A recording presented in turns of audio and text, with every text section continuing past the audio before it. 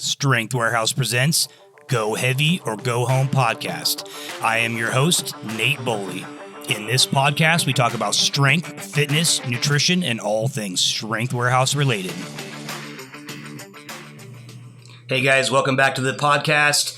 Thanks for hanging out with us today. I have Coach Derek here, and I'm going to introduce him and just kind of give him the floor, and we can start chatting. So welcome, Derek, and tell him who you are. All right. I am Coach Derek. I've been here at Strength Warehouse about 6 months, around there. Yeah. But I've been training as a coach basically as long as I've been in the workforce. I've been working in gyms as soon as I turned 18. I got certified as a trainer through ACE and kind of went from there. The whole reason I started lifting was because of football. And then eventually that transitioned into just powerlifting because basically, well, I don't want to go off on a rant too much. Yeah. But You did our USPA certification as well, right, in 2020? Yeah. Cool. Yeah. So you have ACE certification and the powerlifting certification? Yeah, cool. And I also have the USA weightlifting level 1 awesome. Cert. Well, how come I don't see you in Mike's class? Because I've got Rachel. I would love to be in that. It's too early. In that class. Oh, that's right. You have a client at that class. Yeah, it's a lot of fun. I was enjoying it. Unfortunately, I'm only able to come Tuesdays because I usually have something on Thursday as well. Cool, man. So just give us a quick rundown on your strength and fitness journey up to today. Yeah, so basically I started working out because of football, and then I went to this gym because basically the owner of the gym came to our school, gave us a workout for football, and it was like the only gym I knew. So I was like, okay, I'm going to go there and work out. I started working out there. Pretty soon I asked for a job there so I could kind of be more serious about working out. What gym was that? It was Dynacor. Dynacor, that's right. Yeah, I was trying to remember the name. Yeah. And then I started getting pretty strong because I was in there, 6 days a week. And eventually one day some guy came up to me and was like, hey, have you ever looked up the records for your age and weight in powerlifting? And at the time I was like 15 or 16. So I told him that, and he was like, oh, you really need to look up what those records are. And I looked it up, and the records were real easy for me to beat. Really? Okay. Yeah. They were there surprisingly because a lot of those youth brackets at the time, not now, I just looked yesterday and they're pretty filled up. Yeah. But there's they were nothing there. Right. Yeah. They were vacant, no records, but there was one that was really not that hard to beat.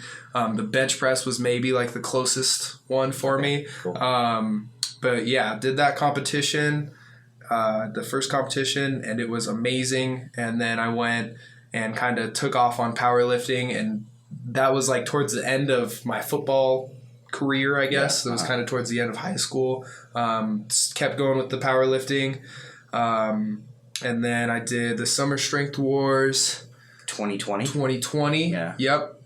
And then after really soon after that, in the back of Dynacor there was a small jiu-jitsu gym, and so I went to that jiu-jitsu gym just to try it out, see how it would go.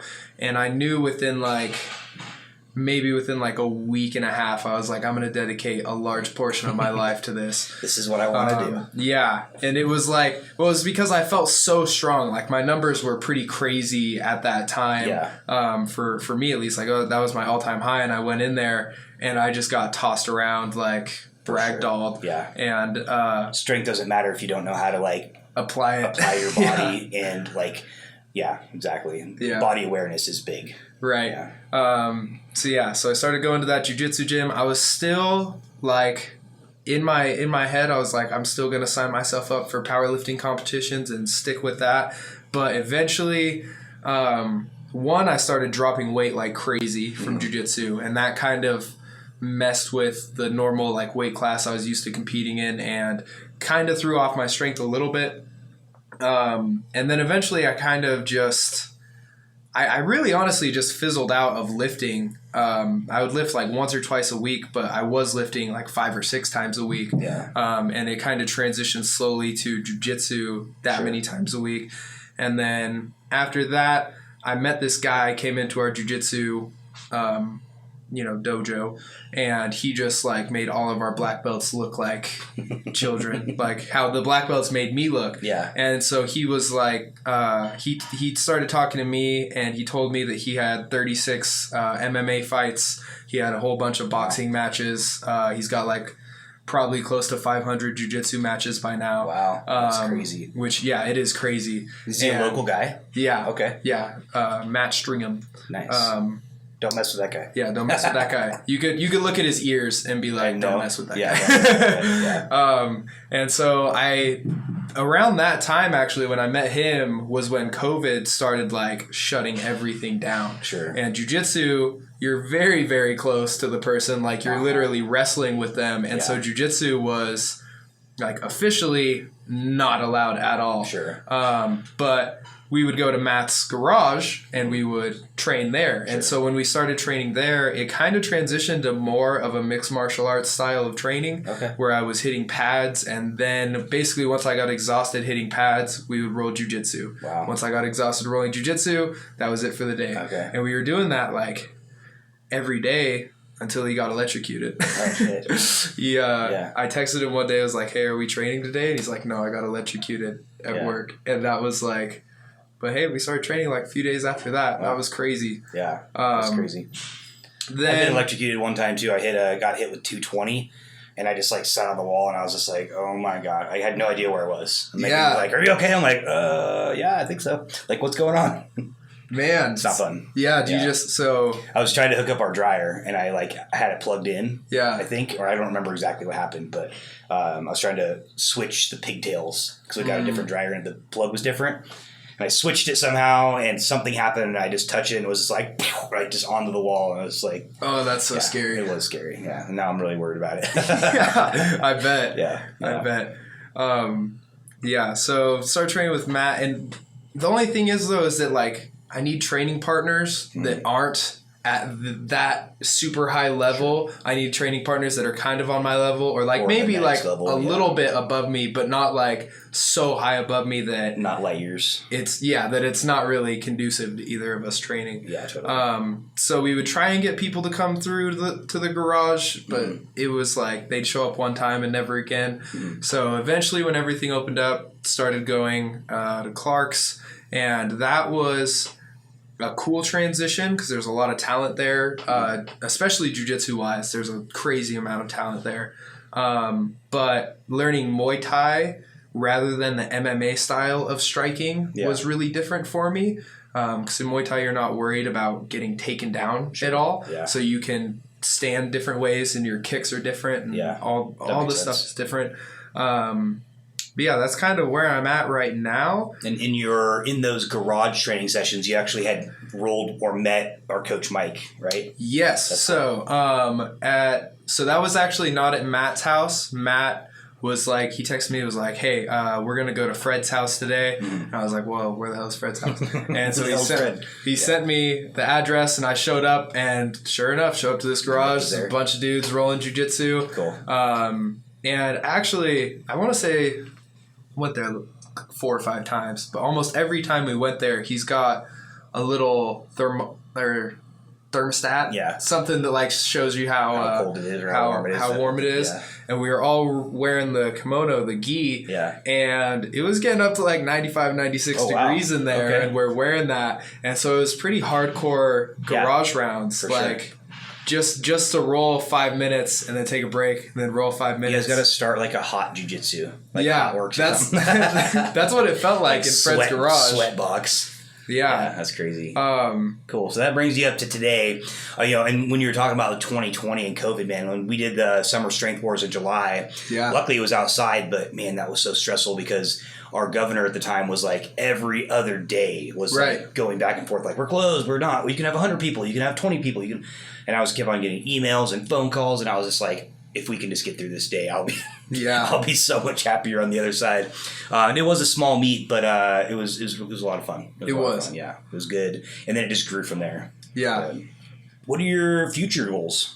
I know you're going to compete this July as well. Hopefully, if everything goes well. Yep. For you. Yep. Looking to do Summer Strength Wars this July. I've got Worlds. Have you done any other powerlifting meets besides the Summer Strength Wars? I did the Outlaw. Okay, you did the Outlaw Open too. Yeah. Okay, cool.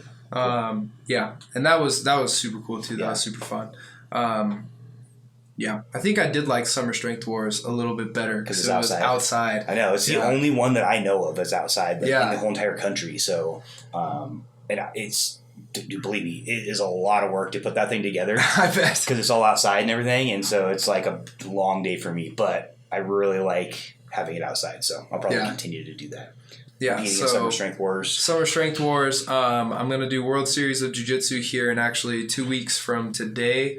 Where's that at? That's in Newport. Okay. Yeah. Sweet. There's a 10th Planet Jiu-Jitsu gym in Newport, and they host a lot of those World Series of Jiu-Jitsu tournaments. It's like a bracket style tournament, and like let's say there's 5 people in your bracket. Mm-hmm. They each pay $150 to get in. Yeah. First place wins $500, wow. And the second place would win like $100 or $150. Cool. Okay. So like almost all the money's going back to the jiu-jitsu athletes, which is super cool.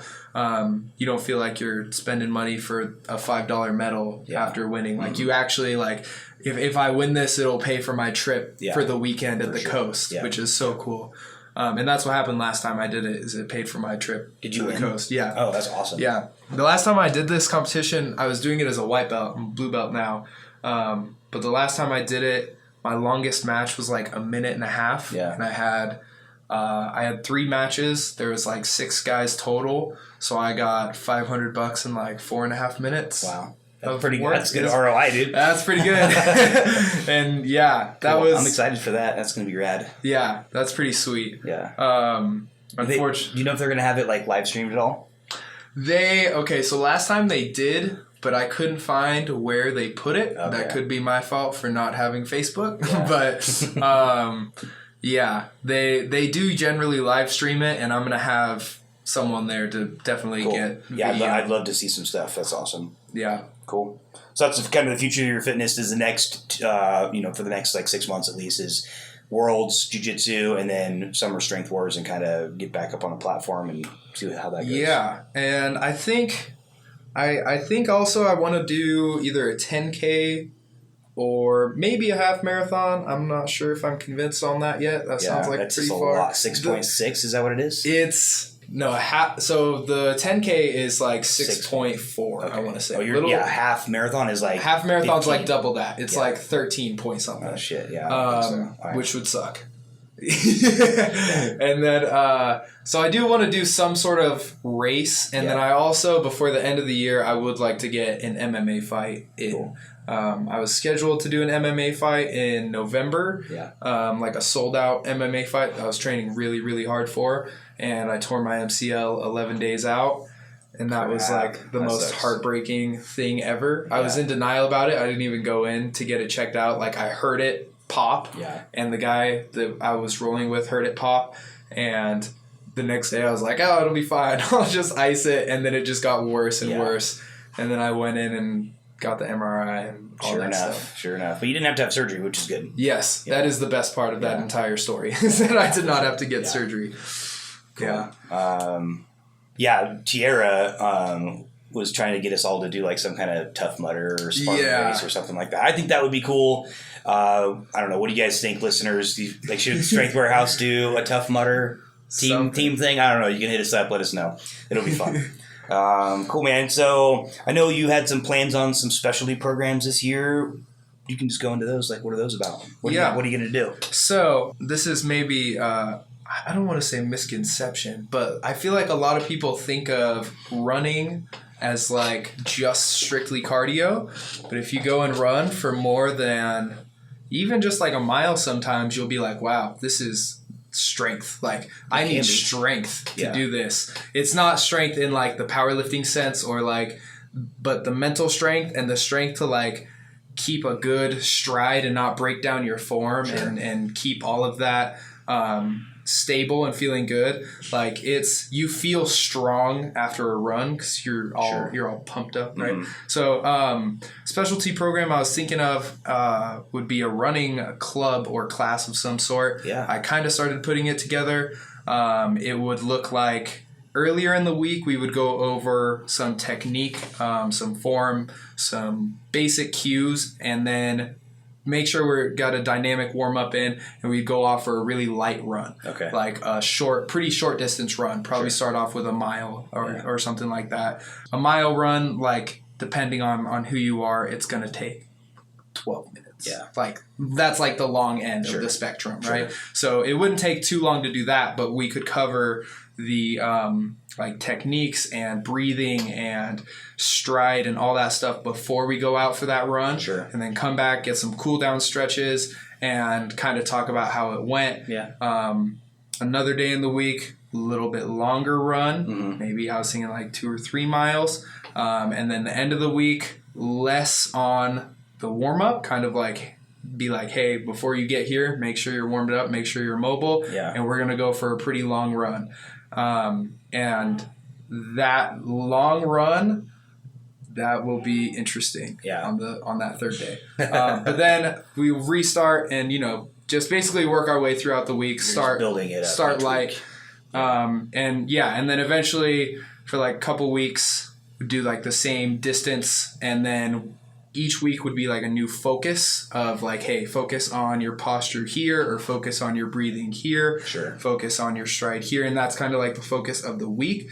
And then each day, depending on how long they're running, there will be more of a focus on getting warm and going over technique. And the longer the run, probably just spend most of that time running, because there's some things like, and I'm sure you've dealt with this, where you can tell someone to do something a certain way a million times and like a bunch of different ways, but until they feel it, and it clicks in their mind, and so that one thing clicks, then it'll stick. But until that happens, like they kind of they got to go through it and experience it and feel it, rather than just be told and like try and figure it out that way. I think that's really good coaching right there, is like being able to find out different ways to deliver your message to them so like multiple people can understand what you're trying to say. Right. And so it's like, if I say XYZ to somebody and they can't get it, I need to have different approaches for each individual so we can coach multiple people. Otherwise, you probably won't be a very successful fitness coach. You're just like, do it this one way. That's it. And then you're like, I don't know, I can't get it. And some people, they respond to the weirdest cues sometimes. Like 100%. You could tell them like a cue that makes 100% sense to you, and they're not getting it at all. And then another, like maybe like a member will step in and be like, well, I think of it this way. And in my head, I'm like, well, that's kind of weird, but it works. Like if it works, then hey, that's, if it works, it works. If it works, it works. And that's a good coach as well. They're like, no, you can't do it that way. Do it my way. No, whatever it clicks with the client so they can get the result is ultimately how we have to coach them. So, and it's like this is a lot in fitness, and I guess kind of in like the world, is like people want to see things as like black or white, and there's a lot of gray area where like, hey, these two different styles of doing things, one's not right and one's not wrong, they're just different. They're different levers, they're different muscle groups. One's not wrong. A low bar squat is not wrong, or a high bar squat is not wrong. They're just different movements. Different movements. No, and I think that goes in play with a lot of people. They want to like polarize everything. Like this is my way or the highway or whatever. We can see that in all aspects of the world, right? When most of the time it's actually some version of gray. Not black. Usually. And there's good in each. And high bar squatting may never work for you, and low bar squatting may never work for somebody else. But if you don't try it, you don't know. But like most of the time, I have a mid bar because high bar doesn't really work for me that well, and low bar is too much on my low back, so I usually do like some kind of mid bar. But that makes a lot of sense. Cool, guys. Well, that's all we have for you today. Again, thanks a lot for hanging out with us, and we'll see you on the other side. Thanks for joining us on this epic journey of strength. If you liked this episode, please leave us a review and share with a friend. To stay connected, hit that subscribe button. All right, until next time, go heavy or go home.